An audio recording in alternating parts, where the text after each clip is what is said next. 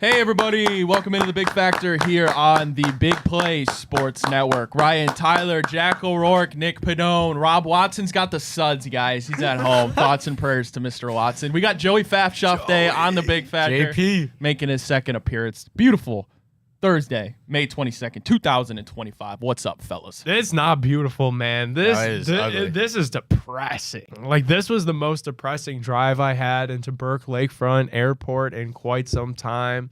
When is it going to stop raining?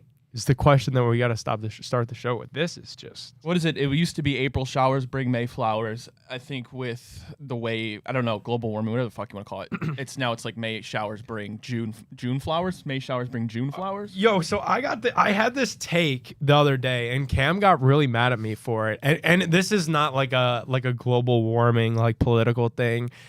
Like, because I just don't know enough about that. Like, I didn't really pay attention in science, but I have this take the ozone that it feels like now compared to when we were growing up, the months are just pushed a little bit. Correct. So like April showers bring May flowers. That used to be the saying, but now in April it's just butt ass cold, like it's still winter, and then May it pours a ton, and then June is really like spring, and it stays nice. Mark my words, it'll stay nice through like November, even December. You'll have a couple phantom like 45, 50 degree days, and then you don't really get like winter anymore till like January and February. Like everything's just, I don't know anything about global warming, but what I know is all of the months are just pushed now. I've said this before in the show. I don't know if this is the reality or I'm just chronically getting more and more depressed as I age, which is probably that I already have gray hair, is the fact that I used to say, all right, make it through the winter months, get to March. Once it's March 1st, life, you don't want to throw yourself off key bank. Yeah. Now it's to the point where, I got to get to April not to jump off the bridge. Now it's like I got to get to May to just want to keep breathing. And eventually it's going to be you got to get to June till you don't feel like killing yourself anymore. That was dark. I mean, you know what I mean? I was gonna say 2 great conference finals games last night. Basketball was awesome. Went to OT. The Stars had to come back. I was watching both of those. Woke up, found out Joey Faff was gonna be on the Big Factor. I mean, this is like, I have a 10 out of 10 excitement for life right now. I don't care what it looks like outside. Let's just have a show here, guys. Come on. All right, we got Bonnie Blue on the show sheet for the first time in over 30 days, probably. Yeah. We'll get to Bonnie Blue. I have a thought on that. We could talk some basketball. Why not? We can talk some basketball. Obviously, the big game, Knicks Pacers, but I want to go back because we didn't have a show Wednesday. Talk about the T-Wolves Thunder. Thunder win game 1 of the Western Conference Finals, 114-88. T-Wolves blown out in this one. They actually were leading at halftime. 19 turnovers for the Timberwolves. Thunder scored 31 points off of them. Edwards had just 18 points, 0 in the fourth quarter. That's not going to cut it. Bench players Reed, Dante DiVincenzo, Nickeil Alexander-Walker combined for 7 for 36. This was all SGA. We'll talk about him getting an MVP in a minute, but this one was all Thunder. Take the Wolves in the points tonight. I like the Wolves as dogs tonight. I don't think they play that bad again. Edwards had like a weird ankle tweak, and it kind of felt like after the game, they didn't really care about the loss. Like they were kind of saying like they were using it as a feel out. The one caveat though is that the Thunder are really. I said it. I forget when. I think maybe Monday. Last time I was actually in studio, I was like, the Thunder are a wagon. It's going to be really hard to beat Oklahoma City, but I do think Minnesota at least keeps it close tonight. Yeah, all right, let's talk about the game everybody wants to talk about. Knicks Pacers. That happened last night, 138-135. I don't know how the Pacers keep getting away with this. Tyrese in his bag throwing up the choke sign with Reggie Miller on the call. John Halliburton has to be going absolutely nuts. I bet he's wished he could be in the Garden.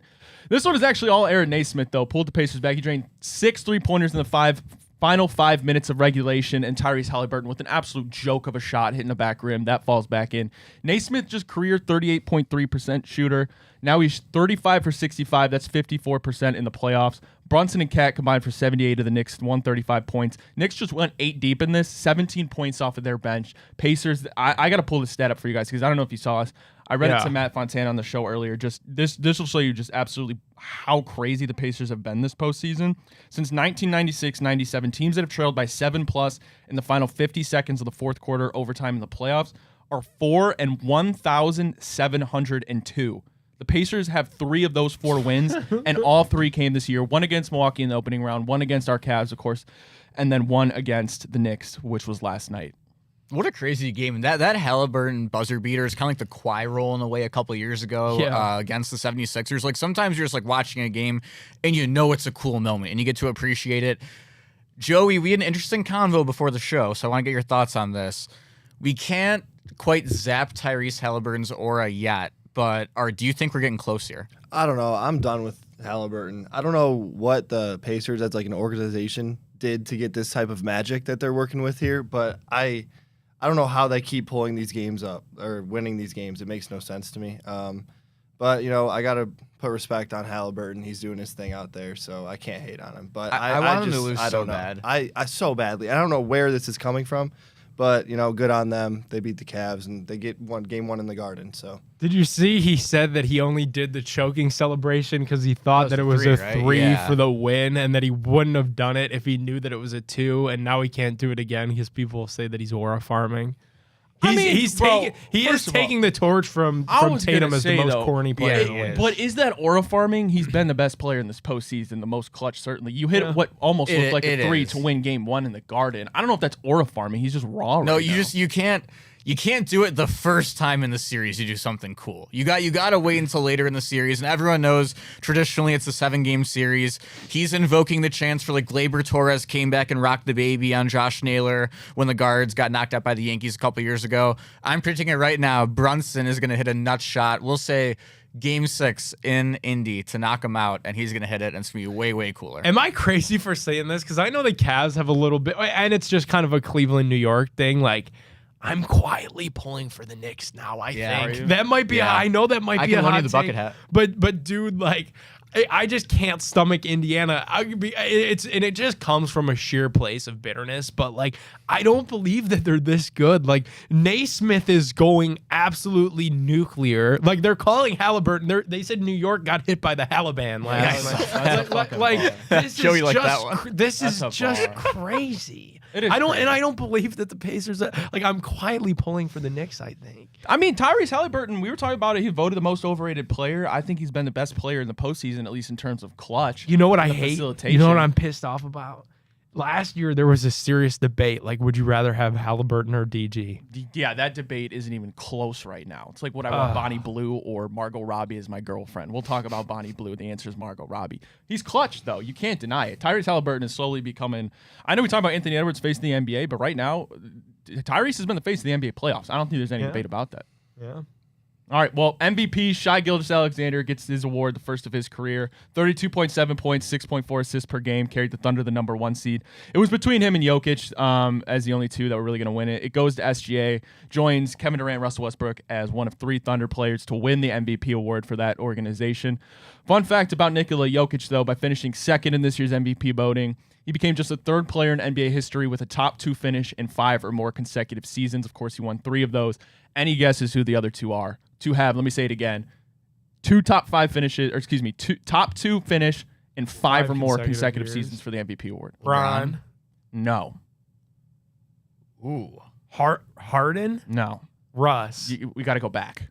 Oh, okay. We got to hop in our time machine and go back. Shaq. Bill Russell. Bill Russell's one. Yeah. There we go. All right. Wilt. No. Bob Cousy. No. Too far back? Yes. It's another Celtic. The Great Larry White Bird. Shark, Larry Bird. Bird. Larry Legend. Each were first So or it second was in the a balloting long in 6 time back. consecutive Yeah. seasons. If I'm not mistaken, Larry Bird won 3 straight, right? Yeah, that's when they were playing against plumbers. No, though. put some respect on Larry Bird. He was amazing. All right, we got They're to take playing our against first break. Jared Allen right now. There's no difference. All right, we got to take our first break. When we get back, rest in peace to Jim Irsay. In honor of him, we're going to rank Cleveland sports owners. I think I know where our rankings are going to be on that. We'll be right back on The Big Factor.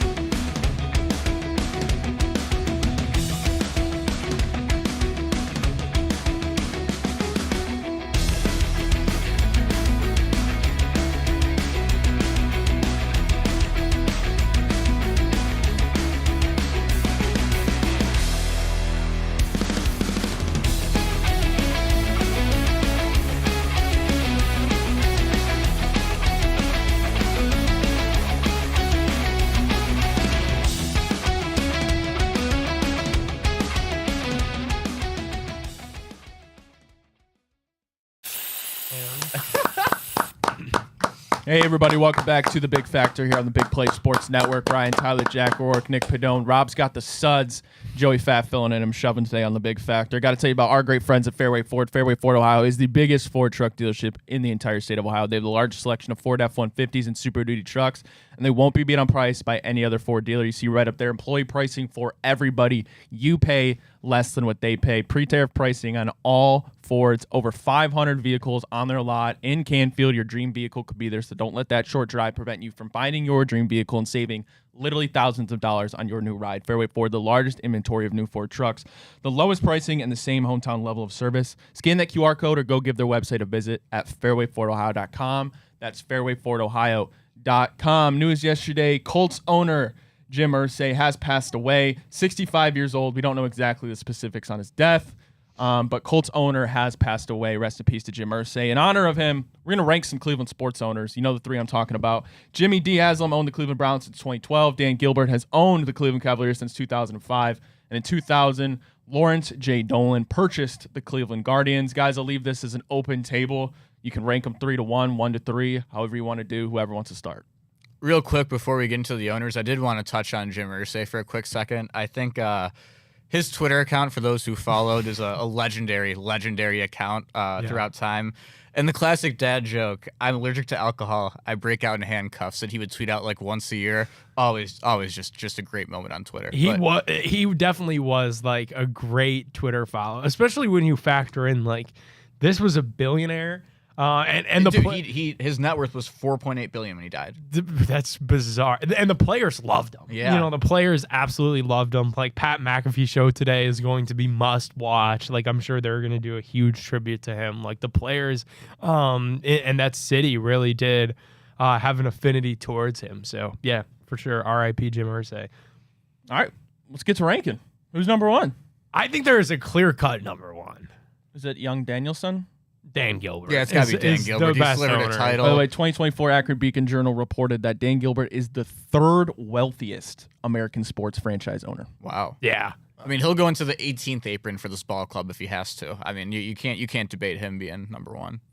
I mean, and the one thing that people knocked Dan on was the fact that when LeBron left, he threw out the Comic Sans letter. But I would argue what makes him even better of an owner is the fact that he did that letter. He kind of had the fans back, and then he was the bigger man. It wasn't LeBron that was the bigger man. Dan hopped on that jet and flew down to South Beach and made amends with the King to get him back in 2014.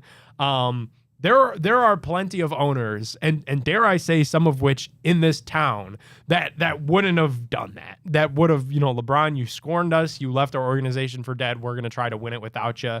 Goodbye. Dan knew that he had an opportunity to bring him home, went down there and made it friggin' happen.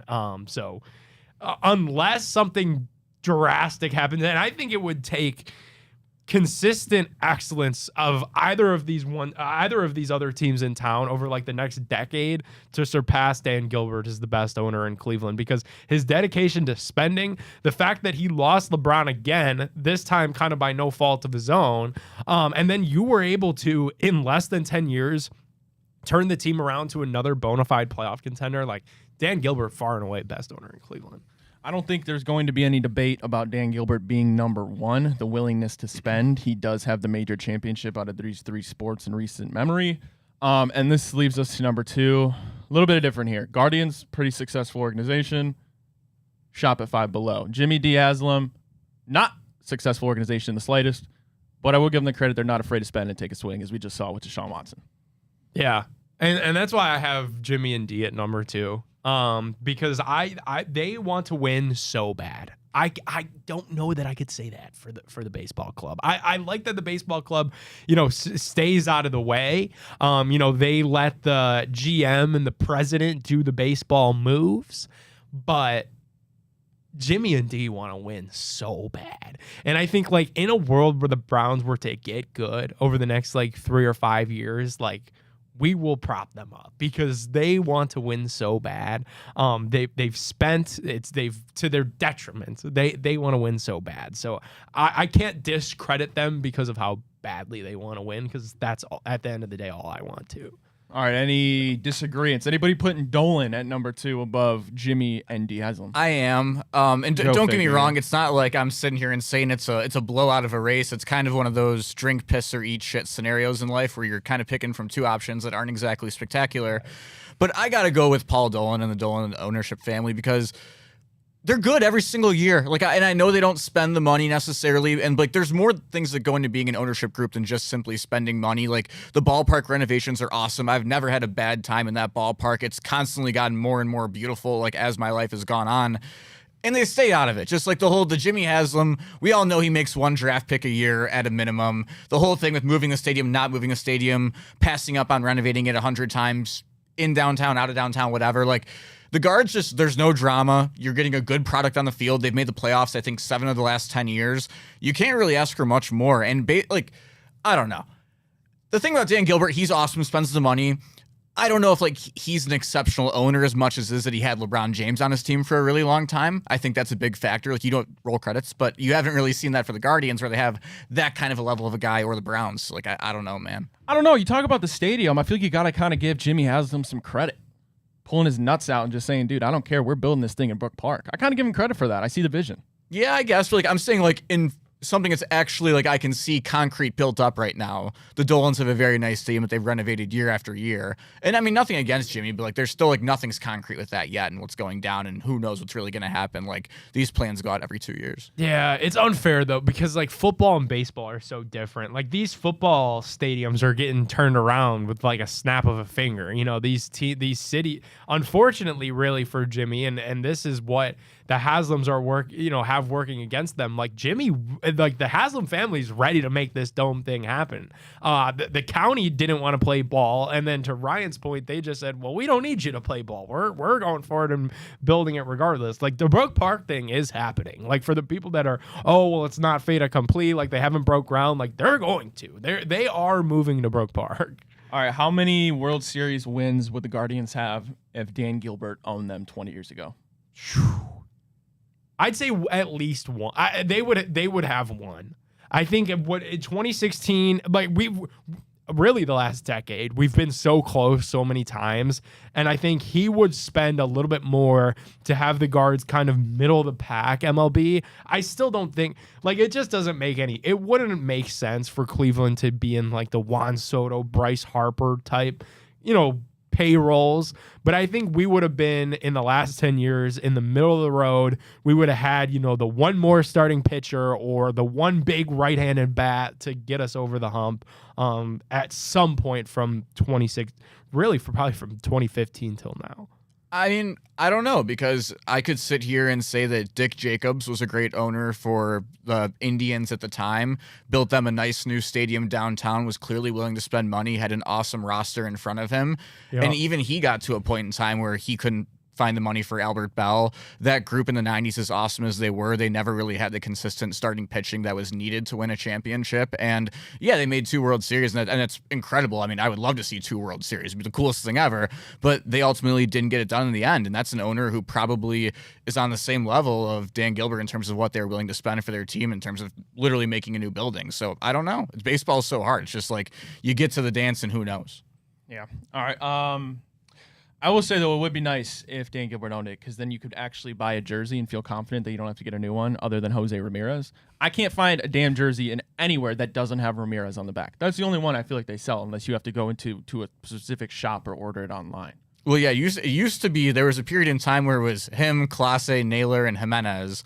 Naylor and Jimenez, for obvious reasons, no longer having their jerseys being sold, despite their decent-sized contracts at the time, and Class A, just bad starts of the year. But, I mean, hey, they have I believe this upcoming Monday is the reliever giveaway jersey day. So I'm so sick. Maybe that'll be the turnaround, and we get some more jerseys hanging around the ballpark. I'm so sick. Why don't you have a Nolan Jones jersey? Tim I do have one, actually. You have a Nolan Jones jersey? I do, yeah. I've never seen you wear it.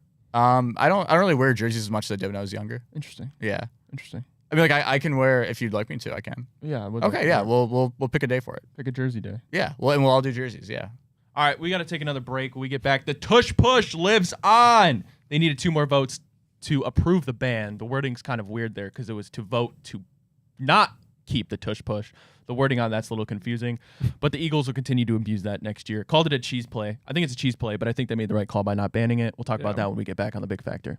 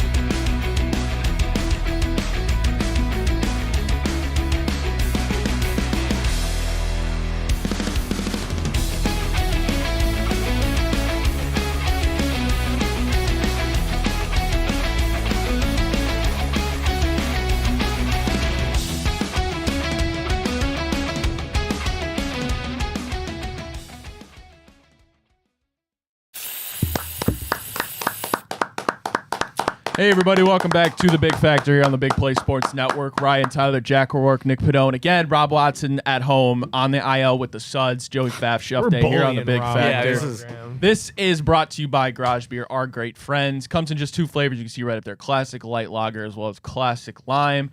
No frills, no bitterness, none of that IPA taste. It's just simply beer-flavored beer. Scan that QR code right now or go visit their website, drinkgaragebeer.com, to find local retailers who sell garage beer near you.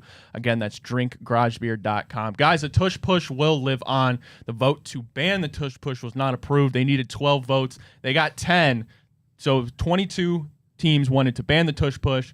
10 teams wanted to keep the Tush Push. Of course, one of those teams was the Eagles.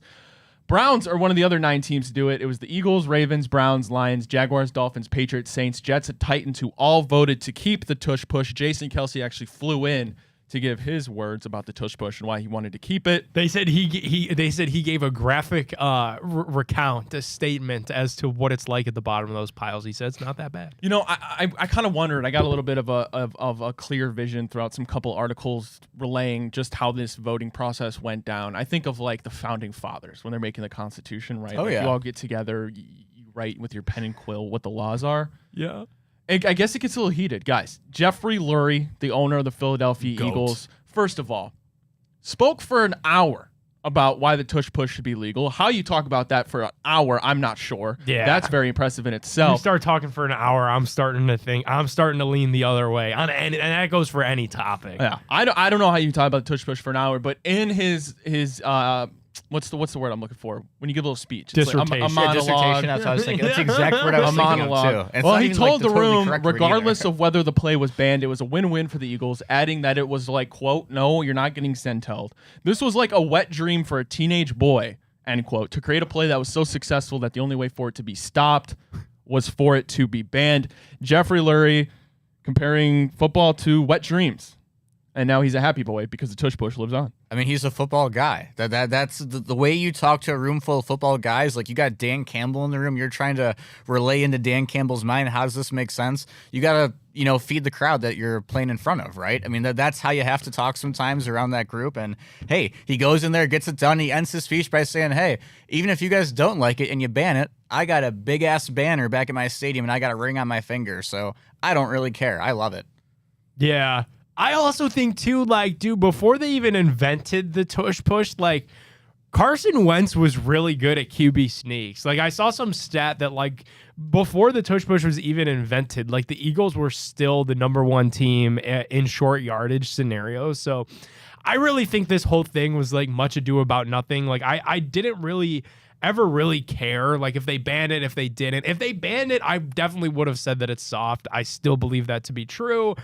The thing with the Tush Push is, though, like, it's become a gimmick in a sense. Like, they line up to do it, and everybody kind of groans. Like, I thought Ben Johnson of the Bears kind of had a good take on it. It's not an explosive play, like when they line up to do it, it's getting ready to happen. You know that it's probably going to work. It's kind of more of like the Yankee cheer when it doesn't work, because it's so infrequent. But I don't know. I will say I'm glad that this is over because I'm sick of talking about it. Joey, you This tush just goes to push show how brotherly shove guy. desperate we are for Yeah, I was football. gonna say. I don't really mind. I was just kind of gonna listen to whether they voted to ban it or keep it. I don't mind the tush push in the NFL. I mean, obviously, like you said, they line up. It's kind of just a boring play, and you know they're gonna get a first down on 4th and inches with it. It's just you can't stop it really. But yeah, if the owners pass to keep it, I'm fine with it. They'll keep it in football and tush push on, I guess. They're gonna keep. I think this is gonna be one of those things though, where they're constantly gonna be talking about it. Do you remember the one game though? I think they're playing the Lions or the Commanders. I forget who it was, but like In the playoffs? maybe, and the other team just kept jumping the Commanders? every. It was the Yeah, that was like, Commanders, and yeah. it took like 15. It was like an end of a basketball game. Like that sucked. They got to figure out something about He that. jumped over the line 3 times, and the ref said, which I've never heard a ref say Yeah, ever, if you jump if you keep doing this, the refs have the power to allocate points to the Philadelphia Eagles. Interesting, the Bills voted to ban it. They ran kind of like a pseudo version of the tush push. They ran it the second most. It was really the Eagles, obviously the most, and the Bills, and then every other team didn't really use it. They actually voted to ban it, which is a little bit surprising.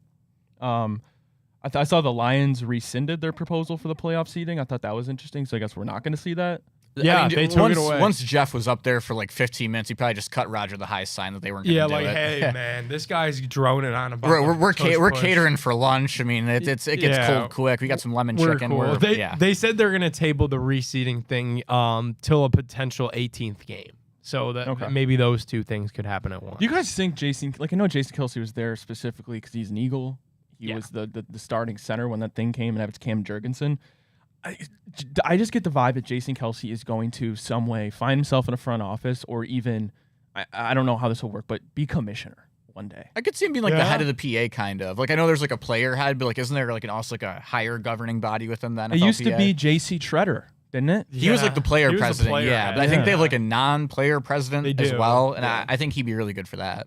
All right, we'll see. We'll see if New Heights I ever guess, goes how about under. like Jason Kelce? Like, I really think like after Trump, like we're only gonna see political like celebrities. Like Stephen A. Smith has continued to float that he's gonna That's go. like an episode of Black Mirror. Like, dude, imagine like Stephen A. Smith versus Jason Kelce like political debate.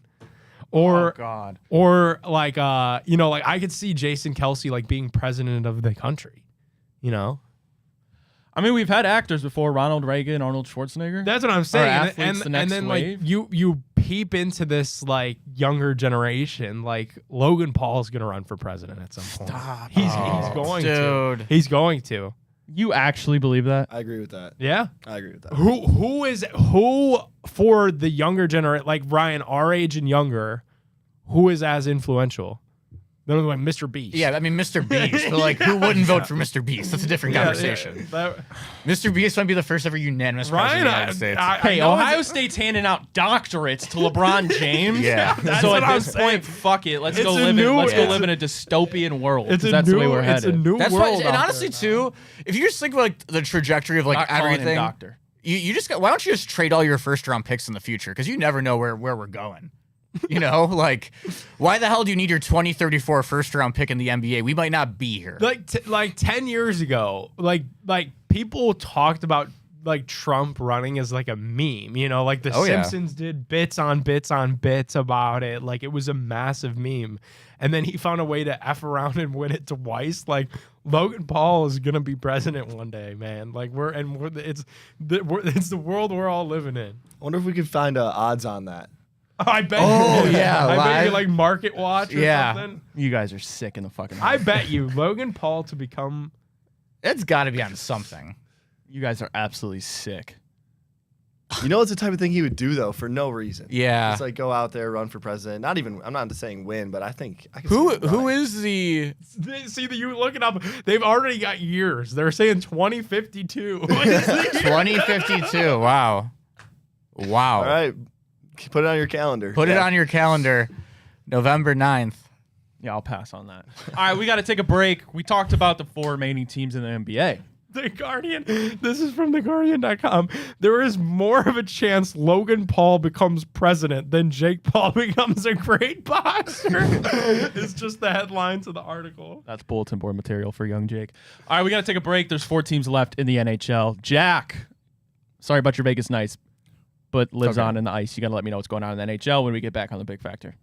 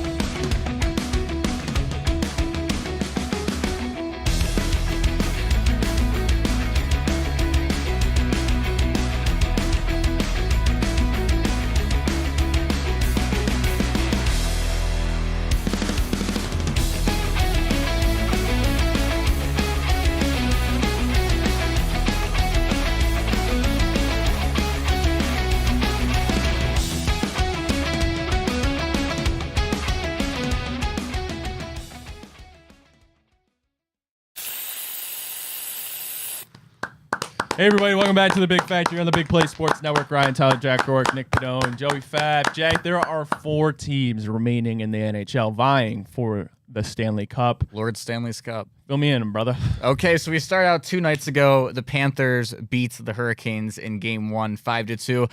Not a ton to report so far on the East in that series, guys. 2 teams that play more of like a more boring style of hockey, I would say. Not always the most fun games to watch, like a little back and forth crazy, like if you watch an Edmonton game, guys going up and down the ice. But the big story with that series is going to be the goaltending battle, and if Sergei Bobrovsky and the Florida Panthers are going to keep up how they've been playing recently. Also, Carter Verhaeghe scored one of the best defensemen in hockey, so that's fun. But last night's game was the real big fun one so far that we've had. Dallas Stars, Edmonton Oilers, Game 1 in the American Airlines Center down in Dallas. Joey, so we start out early, right? Oilers score first. Leon Draisaitl, one of the best players in the league. Stars get it right back. Tyler Seguin. You come through. The Oilers take a 2-goal lead, right? Joey, you're up 2 goals in hockey. Yep. Any team, especially a team like the Oilers, who's not a great defensive team. What's the one thing you can't do? First of all, a 2-goal lead in hockey is, they say most dangerous. Most Yeah. dangerous lead in hockey. But second of all, the Oilers, they can't keep taking penalties. They just can't keep taking penalties, just Joey. can't. That's right. Because the Stars come out and score 3 power play goals within the first, I think it was 6.5 minutes of the third period. Basically, the Oilers just come through, shoot themselves in the foot. They do it every single year at some point in time. Might be coming now. And I don't know, guys. So Dallas up 1-0. Dallas is my pick to win the Stanley Cup as of right now. They just got Jason Robertson back as well. Really good team. Jake Ottinger's one of the best goalies in the league. So we're rocking with the Dallas Stars. All right, who do you want to win now that your Knights are out? So... wow, this is a loaded question.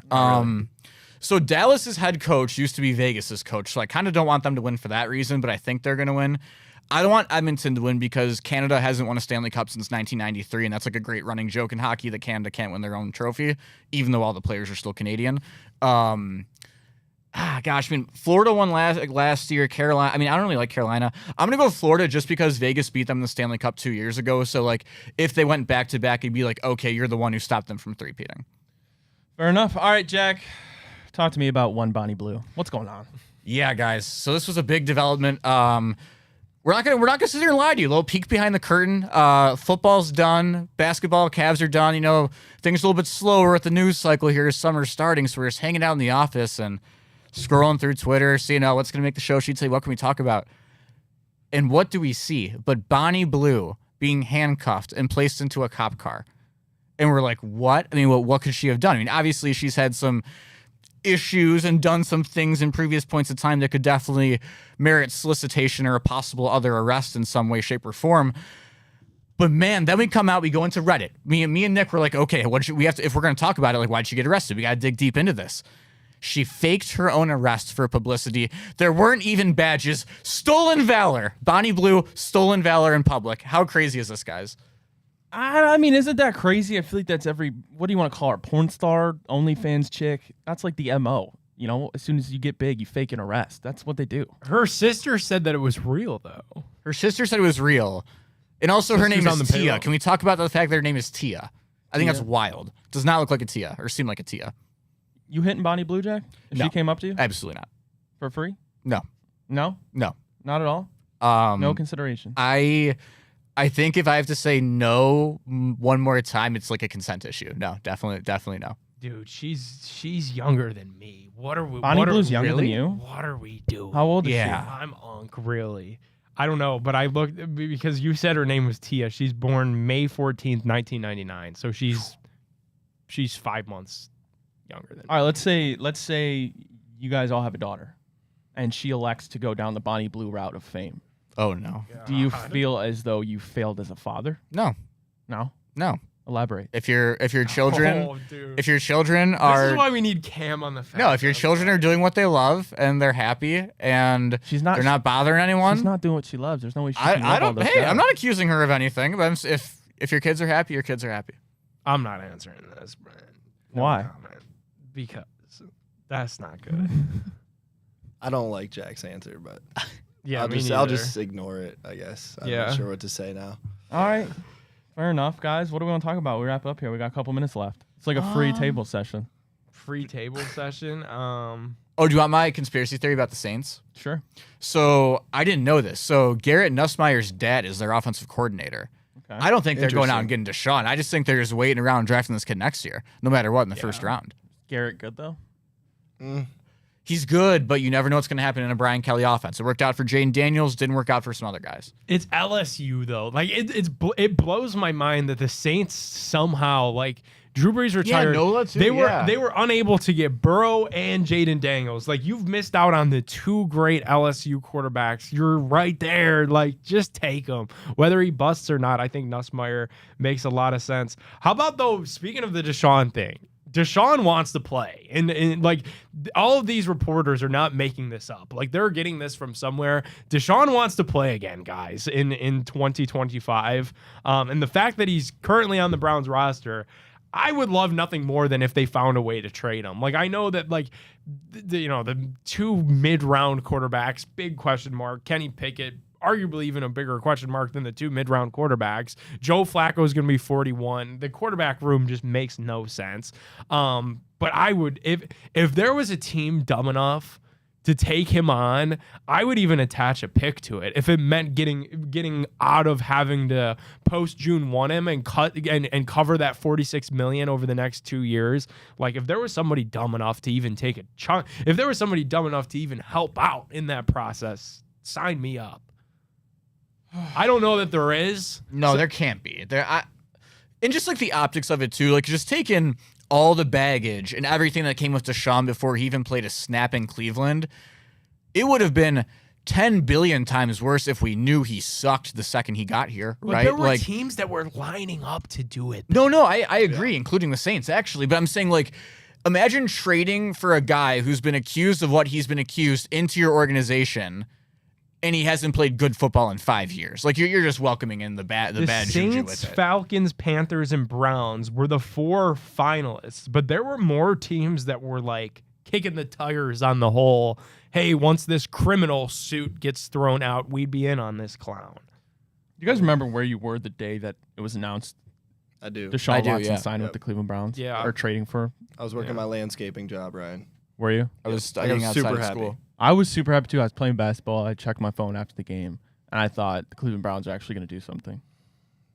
We're forgetting how good prime Deshaun Watson was, though. There was a day and a time like that, like the Bills playoff game. It was 1 year. Ridiculous. We made this assumption all off of 1 year. And he's throwing to D-Hop. That's And what Will Fuller. prime And D-Hop. Will Fuller. If Will Fuller could stay Will Fuller healthy- was an issue on that He team. was good. Yes, he was. was. It's Do not cra- disrespect Will Fuller. Arguably, what's crazier of what happened to Deshaun is the fact that Will Fuller just fell off the face of the planet. And we healthy. could have gotten him for like $45 as an offseason free agent the year when we got He went to the Deshaun. Dolphins and then hurt his Yeah. thumb, and that's where you completely fell off. Other teams, including the Steelers, 49ers, Broncos, Raiders, and others, had interest in Watson, but the Browns were ultimately the one to secure him. And it's just like, not So the, of all those teams, you cross the Steelers off the list because you're not going to trade them in division, and I think at this point that 49ers just paid Purdy. Broncos obviously not going to mess with Bo Nix. Raiders really like Geno, and Geno's probably your bridge into whatever the future is, and that's not Deshaun. Falcons have Penix. Panthers have Bryce Young. Saints are the only team that had interest with them that are still out there. dude, there's a dude who's like actually in their quarterback competition who I've never heard of in my whole entire life. And I think he hurt himself. Jake Hayner. I He's have out. never He's once out. You've heard never of that guy at any point in time. He played last year. He did. Really? play last Yeah, year. he played For the Started a Saints? game. Yeah. Everybody's Good making, for him. Everybody's Good making for fun him. of him for his poses. Yeah, he has this. Yeah, That's what I always wonder is like how well known do you think DTR is across the NFL? DTR Probably started not. like 7 or 8 games. Yeah, he did start. Okay, so yeah, that's never mind then. Plus, everybody was keyed in on the Browns when they were absolute dog shit. Right. And you threw him in. Once you threw him in the Ravens game, all the reporters that morning were, "Oh, DTR's starting, and then it comes out they just told him like 5 minutes before. Yeah, Deshaun probably just overslept. Go strap your helmet, bro. I can't. Story not for air, but I have a story about that day. All right. We got to head out of here. Appreciate everybody tuning in to the Big Factor. Huge shout out to Garage Beer. Huge shout out to Fairway Ford. We'll be back tomorrow. Same people. Maybe if Rob can't get over the suds. Same time. We'll be back tomorrow. Everybody have a wonderful Thursday. Peace out.